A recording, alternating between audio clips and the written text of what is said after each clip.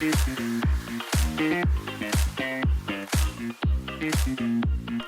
and the captain are back with Dr. Davis. We are here for our second episode of Running Amuck.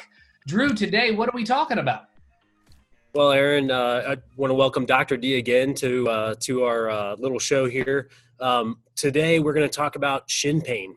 I see it all the time, especially with runners, and obviously that's what we're talking about, but shin pain happening and being caused from a lot of different things. And, I was curious what Dr. D sees in the other side of the world, and we'll just kind of go from there and see where it takes us. So what do you think, Dr. Davis, when we talk about shin pain, what is the most likely diagnosis that you guys see at Run Lab? Yeah, so good question. I would say shin pain is probably the number 2 thing that brings people into the clinic where we are down here in Austin, and probably nationally too with our virtual stuff. Knee pain's number 1 certainly, but shin pain's a close second. And it typically gets diagnosed out in the world as shin splints. Most people have heard of shin splints or had them at some point in their life. It's kind of, in my opinion, and sort of the prevailing thought in most medical spaces that's kind of a garbage can diagnosis that really doesn't describe anything. It's not a real diagnosis. So it's not really defining what the problem is. And so when we see shin pain, part of our process, like we've talked about in previous episodes, is looking at the way that people move, looking at their structure, looking at their range of motion, looking at all those pieces and saying, okay, why are you having these issues? Because when somebody comes in with shin pain, you can rub on that shin all day long and it feels better for 5 minutes. And then you go back out and resume your activity and it starts to hurt again. And so people get really frustrated with shin pain because it's a very limiting type of injury. It really stops you kind of in your tracks if it gets bad. And if you continue to run on it, it tends to get worse and worse in a lot of scenarios. And so people just kind of don't know how to deal with it. They end up in their medical provider's office. They get diagnosed with shin splints. Somebody does some soft tissue work and says, go home and rest and don't run and ice it and do the old rice crap. And then they might get better for a little while, but then they go back out and run. And the same thing comes back again. And then they get frustrated. So then they go to the shoe store and the shoe store says, oh, you need some motion control shoes. You're pronating too much. That's what's causing the problems. So they chase this stuff around. And we see this all the time. And a lot of times people find their way into our facility after they've been through this rigmarole in the traditional clinic system with a lot of frustration around their shin pain. So yeah, we see a lot of it. I'm sure you do too in your practice with all the active people that you guys see. I'd be curious to know if you have any kind of common denominators that you see associated with the type of shin pain or shin splints that come into your facility. And then we can discuss what we see as well, because I'm sure they're pretty matched. Yeah, I'm sure they're similar. So there's a couple different things that I'll see. I will see some stress fractures that come in. The people that earn the stress fractures, and we kind of talked about this last time, their foot structure. So if they have a really high arch, a really rigid foot, they're stuck in that supinated position and they're overstriding, kind of like we talked about. I see that causing actually stress fractures. So and if I always tell people, if you develop one stress fracture in your life, okay, fool me once, no big deal. If you have 2, 3, 4, multiple stress fractures, you're doing something wrong. That's what I tell them. It's not, you ramped up too fast. It's not, you had one bad pair of shoes. It's got to be your running form. And I'm sure you guys will see the same thing as far as that goes. Yeah. I see that being overdiagnosed as well. They say that I've got a possible stress fracture. They put me in a boot. They told me not to do anything. And I'm like, okay, did they do imaging? No imaging. Just from my, symptom description, that's kind of what they say. So, so stress fractures would, or we're going to call it a pseudo stress fracture, maybe a stress fracture. I see that pretty often as far as shin pain. Following that, I see so many people that will develop trigger points or really tight spots in their soleus muscle. And the referral pattern for the soleus muscle is right up and down that anterior part of the shin and down obviously into the foot a little bit as well. So with those people, some manual therapy treatment, and then obviously down on the backside, correcting why they develop those trigger points. And I think, we're on the same agreement there. That typically can resolve pretty quickly, and they actually have a lot of decreased pain from that. Yeah, I think to elaborate on a couple of those things, I think that's a really good point. So we we obviously, like we talked about, look at people's movement patterns, and we look at their gait, and we look at the way that they walk and run. And if they're having shin pain, a lot of times there's a movement pattern issue that needs to be corrected to take stress off of the anterior shin, the front of your shin. We see shit there. I think it's important. I talk about this a lot with my, especially newer runners, that there are a couple of different kinds of shin pain. And there's one that you need to worry more about and one that you need to worry probably less about. And to your discussion about stress fractures, I think this is a good time to dive into this a little bit. So basically, if you have shin pain in that kind of, it's called the tibia anterior muscle. For those of you guys that don't know, it's kind of that big, meaty muscle on the outside of your, it's on the front of your shin, right next to your shin bone, but it's on the outside of your leg. If you have pain in that muscle, and that's where your shin splints feel like they're coming from, a lot of times, I would say in our experience, probably 95% of the time, that's coming from a biomechanical movement pattern problem. And it's usually seen in new runners. It's not something that somebody who's been running for 10 years at some consistent type of mileage tends to develop, unless they increase their mileage or their speed work or whatever. They change something about their running. That those don't usually pop up in experienced runners, because they kind of settled into their patterns. But they do come up in new runners all the time. And a lot of time it is because of that overstride where somebody's sticking their leg too far out in front of them. So they're dorsiflexing their ankle, which is this movement.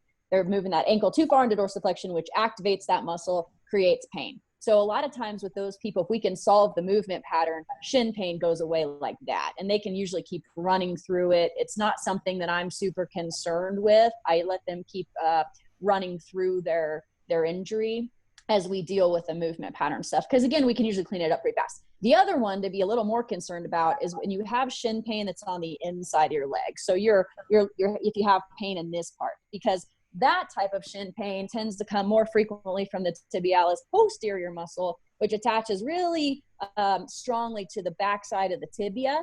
And what'll happen is people will tend to run through that for a little too long before they get treatment. This kind of shin pain happens in a lot of populations. It'll happen in new runners. It'll happen in experienced runners. It happens a lot in people who are doing a lot of distance or speed work, ultra runners, marathoners, that sort of thing. Because what'll happen is they'll just overstress that muscle with all this mileage. That muscle is really important in controlling the pronation supination cycle in the foot. And so if you ramp up your mileage or whatever, and it's just irritated because maybe you have a little wonkiness in your mechanics or weakness in your ankle or whatever, you start to get problems in that muscle. Well, what'll happen over time if you keep running through it, don't solve the issue, is it'll pull on that tibia bone for long enough that it starts to irritate the bony tissue itself and the periosteum around that bone. So then you'll slide from shin splints or medial tibial stress syndrome into some kind of stress reaction in the bone, which isn't really a broken bone yet, but the bone is starting to get inflamed and irritated. Sometimes you can see a reaction on x-ray, so people that get x-ray, sometimes you can see the fluid. But then if people keep running on it, a lot of times that slides into stress fracture land. And so really, to your point, people are overdiagnosed all the time with stress fractures who may just be in that gray area stress reaction world, or even just really severe tendinopathy of that tibialis posterior muscle. But just resting and, icing and even changing your shoes a lot of times isn't solving the problem, because you're not dealing with the mechanics issue in the foot and ankle. Also, you have to look at what's been happening with mileage and training and figure that piece out to help the pain go away. So I always tell people, if they're having pain on the inside of their shin, you get in right away, get figured out, get somebody working with you who really understands this stuff to manage that, because that can slide down the road into stress fractures pretty fast.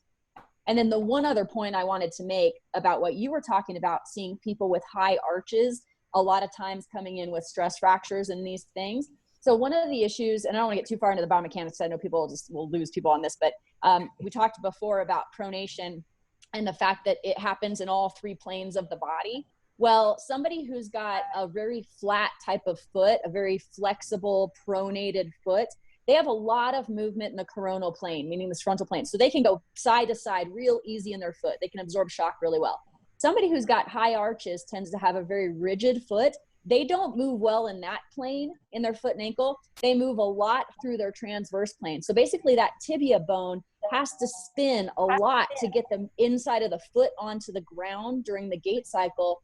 Because of all that rotational movement that has to happen in the tibia, it tends to break easier than on somebody who has high arches than on somebody who has flat feet. People with flat feet will tend to get plantar issues and problems in their medial ankle, and they'll sprain their ankles sometimes because they're just kind of loosey-goosey in their ankle joint. But they don't tend to break their tibia as frequently as people who have high rigid arches, and that's just because of the movement that has to happen to unlock that mid foot through the pronation and supination cycle. So, like I said, there's a lot of biomechanics that we could go on forever about this stuff, but I think it goes back to our whole discussion before about understanding each unique individual person's body and knowing that if you have high arches, you're predisposed to certain types of injuries over somebody who's got a flat foot. We all have our weak links in the chain. It's just depends on the way that we're built.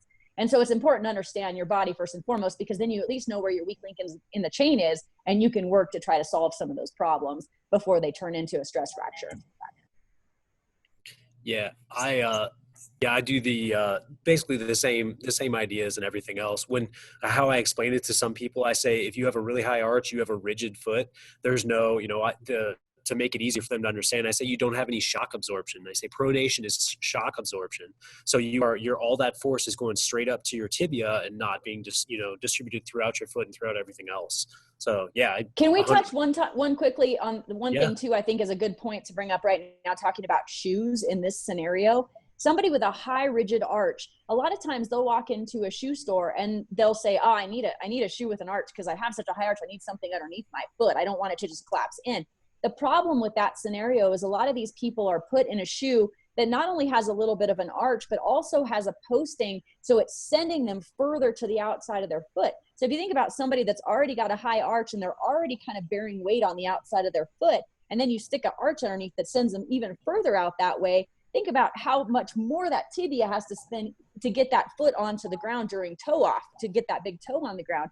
So it creates even more problem to put the wrong kind of shoe on that foot that we're describing, because they're not only not getting shock absorption from their foot itself because of the structure, they're also not getting shock absorption from their shoe because they're being put in this rigid controlling shoe that doesn't allow shock absorption to happen anywhere. So finding a shoe that kind of complements, there's different schools of thought on shoe fit out there about whether you match the foot to the shoe or whether you do a complementary approach. And we always go complementary because we feel like if you don't have shock absorption in your shoe, or in your foot, you need to get it out of your shoe. Or if you don't have rigidity in your foot, you need to get that out of your shoe to create a catalyst for proper biomechanics. So that's kind of the way that we look at fit. But again, we're looking at, full body stuff. We're not just looking at the foot and ankle. So it's a more complicated process. But I think that was just a good point to make, I think, talking about shoe fit in relation to shin pain, because it's such a big deal. And that's a place where shoe technology has really taken off and can provide a definite benefit in that particular scenario. Yeah. Yeah. And the technology has, been both good and bad for people, I think, in a lot of ways with what they've done, because people they'll buy the latest, greatest, new crazy shoe because it's been put out there to the world as this magic bullet, but they're really not matching it to what they need. In fact, I think another good point is talking about people who are having that shin pain that's on the inside, the one that we're more worried about, the medial shin splints. A lot of those people are people who have pronation control problems where they're just weak in their foot and ankle and they spend too long in the pronation cycle. Well, instead of putting them in some kind of a shoe that stops that pronation, which I think is a very flawed approach and creates problems all the way up the kinetic chain, give them a wider platform. If you take a shoe, hold on a second, let me grab my running shoe. I want to show this real quick.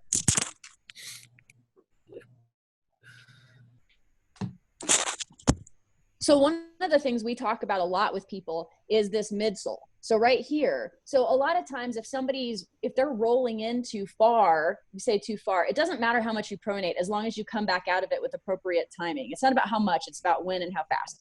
But let's say somebody is stuck in that position at toe off and they're still really pronated because they didn't have enough strength to come back into supination. Well, the traditional model is to put them in a support shoe that stops that motion somewhere midway through the gait cycle so they can't pronate anymore. Well, that sends stress up to the knee, into the hip, and everything else.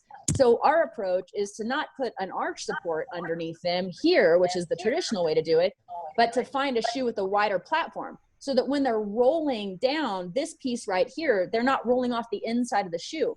Because if you look at a Nike, they're really, really narrow in almost all their shoes here.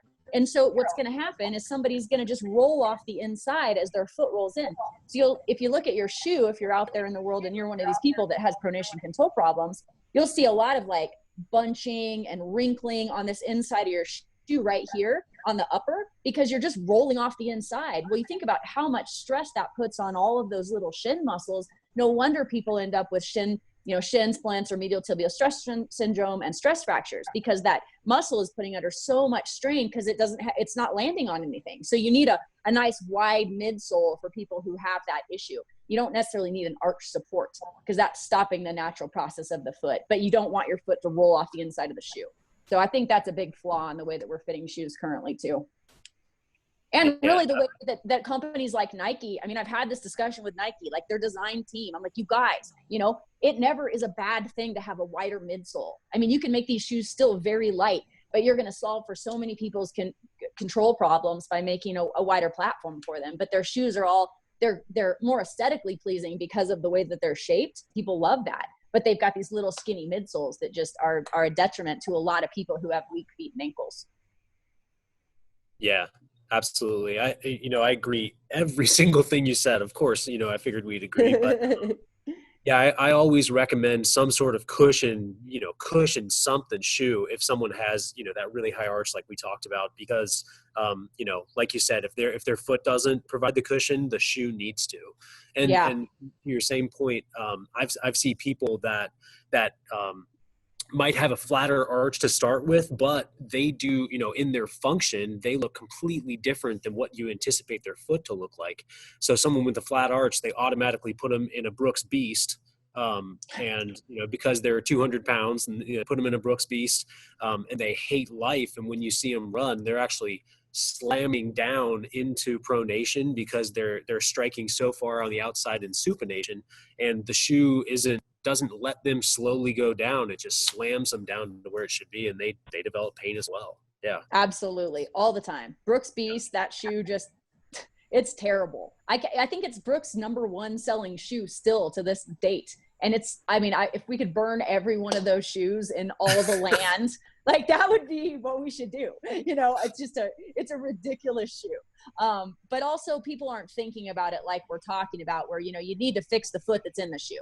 The shoe is a catalyst. The shoe is not a Band-Aid fix-all issue. You have to look at the biomechanics that go into the shoe if you want to solve anything long-term. And so many people are just looking for something to, kind of solve it from a magic bullet perspective, or just get out the door every day and do something. But at the end of the day, almost all these things start to just keep coming back, and then they spin their wheels in frustration because, again, until you get to the underlying mechanics and really understand your body for what it is, and don't try to pigeonhole it into kind of the normal solution for things without understanding your own body, I think it doesn't really necessarily solve anything. So, but yeah, those are probably the biggest points as far as what we see when it comes to shin pain, and kind of why. Again, that tibialis anterior, the one on the outside, I think it's important to look at the mechanics piece, and then on the inside on the inside part of the shin, making sure that there's really closer management happening of that type of pain, and make sure it doesn't slide into stress fracture land. So I think a good question at this point is, for those that miss the boat and don't come to Run Lab or don't come to us at Physical, what are some of the questions that they should be asking? What are some of the things that they should be looking for to get some of those issues solved and moving in the right direction? Well, I always think that, when you end up in a provider's office, if you're having pain, you need some guidance, right? And don't go to Dr. Google. Go to somebody who's going to talk to you about the mechanics and your movement patterns and all these things. So wherever you are in the country, you can see us from wherever you are. We can do all of our stuff virtual. But if you've got a provider that you feel like you want to tie in with, that provider needs to be looking at you move. If they're not looking at you move, run, because it is not the kind of thing that you should just say, this is shin splints. Let's have you ice and rest and let's rub on it a little bit. Let's do some ultrasound. That's not a solution for this problem. So if you walk into a provider's office and that's what they tell you, that's the wrong provider for you. So we actually just, we ran a big study with our patient population, and we had, I don't know, so far we're up to like 500 responses. And it's an astounding number of people have been to providers where nobody watches them move as part of the assessment. It's like 90% of people, you know, and we got all this data where people are going to 10, 12 providers or at least visits with someone else before they work their way into our facility. And then they spend 2 or 3 visits with us, and then their pain is down to nothing. And it's not because we're throwing magic sauce on them and, you know, dancing around with crystals. Like, I know that works for some people. Like, I'm not to throw anybody under the bus, but like what we're doing is looking at the human body move in the context of the movement that's creating pain and saying, this is where the problem is. If your current provider is not doing that, that's a wrong provider for you in any sport you're in, you know? So I harp on that because that's why we're doing what we're doing. And then, you know, on the shoe fit side, just making sure that you're asking just don't go into a shoe store expecting the person behind the counter to understand biomechanics. Know your body enough to know where some of your strengths and weaknesses are. And then, you know, if you're going to choose the shoe yourself, really think about what makes sense in the context of your body. And you don't have to know everything about biomechanics to know what feels good. You know, don't pick a shoe based on how cute it is. And when it, you know, all the technology behind it, pick a shoe that feels good on your foot. And if it starts hurting you when you run, you know, in the next week, take that shoe back. And just, you know, it's not, don't rely on other people. You have to self-advocate in this industry. You really do. Because there's a lot of opinions and a lot of people out there that are throwing advice around that maybe aren't qualified to give it. But you can be your own best advocate if you just learn a little bit about yourself before you walk into these offices and self-advocate. So that's my best advice, I guess. It's a great piece of information. And I know that Drew and I, one of our earlier videos was on increasing miles or injury, one of the things.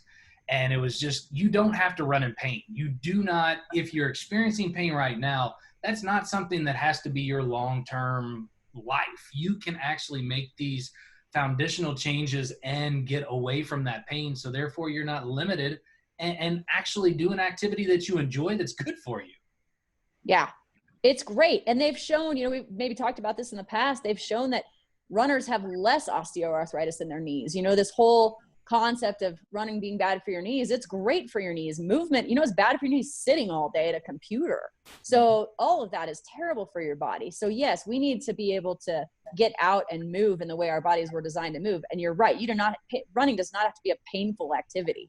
But if you're running in a way that your body, you know, if you're fighting your body, it's going to hurt.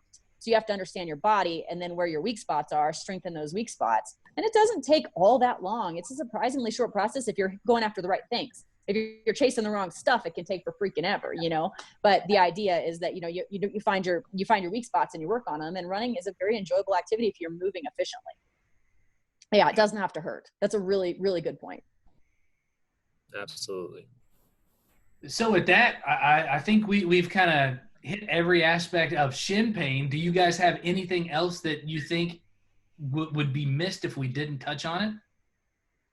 I think those are the main points from my perspective. I think those are, you know, mechanics, understanding your own structure, understanding that there's no, you know, one size fits all when it comes to shoe fit, and just knowing that at the end of the day, you have to get to the underlying root of the problem. And that goes for every kind of injury. Yeah. The only thing I would say is, you know, kind of how you touched on it, Dr. D, don't wait. People wait so long to get looked at, to get everything else. You know, you start feeling a little bit, okay, you know, shut it down that day. You go a week with pain, something's wrong. Go seek out someone that knows how to fix you. Don't wait. So, you know what, here's one last point I'll leave you guys with, or leave our audience with. There are different types of pain. There are types of pain that you should be concerned with, and this needs to be addressed right away. And then there's pain that, you know, it's probably muscular and you can probably work through it for a little bit longer. It's going to create some issues and frustration, but maybe you don't have to jump to the doctor. So bone pain tends to get worse the more you move on it. So if you have a stress fracture or a stress reaction that's going down that road to stress fracture, if you go out and run, that run is going to get worse and worse and worse. It's going to hurt more and more and more the more you run. If you go out and you just have muscular shin pain, and really the shin splints that kind of fall into the muscular category, the kind of cycle is gonna be, you get up, it feels yucky at first because everything's tight after you wake up. You walk around, it feels better. After it loosens up, you get a little blood flow to the muscle. You maybe run and it hurts at the beginning of the run, but then it starts to feel better. And then you get through mid-run, you're like, oh, I feel pretty much fine. And then you stop running and it starts to hurt again. Or maybe it hurts at the end if you've gone a little further than the muscle can really tolerate at its current position. But basically, if you start out with some pain and then the pain goes down as you increase activity, and then maybe starts to hurt towards the end or after you stop, much more likely you're in the muscular category. If you get pain that starts and get worse the more you move and follows this linear progression, that is much more likely in the bony category, and you need to get the heck to a doctor. And that goes for pain anywhere in the body. So I think that's just a good kind of rule of thumb for people when they're trying to figure out, well, is this something I need to go see someone for? At the end of the day, solving the mechanics will help with the muscular pain too. But as far as like, oh my God, is my shin broken? Should I keep running this marathon? Those are, kind of just rule of thumb that you can have in your brain as a runner. Yeah, absolutely. I always give them something simple. I say, if you get to a 5 out of 10 and it's getting sharp, that means something's right. If it's wrong, all achy, okay, maybe it's muscular. But I like your point. If it continues to ramp up, stop. Yeah. Cool. Well, all right. Well, I think that brings us to a wrap on shin pain. And again, Running Amuck. What do you guys think of the name? I like it. I like it. Fantastic. And for those of you watching at home, subscribe. Tell your friends about it. Share it. We are trying to get this out there. We are trying to help and advocate for runners across the country and across the world. So if you know somebody that has run into some of the topics that we've talked about, pass it along. This is great information. It's here to help others and get us doing activities that we all love and are healthy or make us healthier. So it's a good thing. So outside of that, we want to thank you for tuning in today. We will continue to give you guys information, but if you have any topics that you would like us to talk about, write it in the chat. We want to hear, we want to make sure that we address the needs of everybody. So if you have a topic, write it in the chat and we're gonna dive down that rabbit hole, right? Absolutely. Well, you guys go make some magic. And Drew, anything else? Nope. Have a great day. Dr. D? Thanks, you guys. Have a great one. Soundstripe.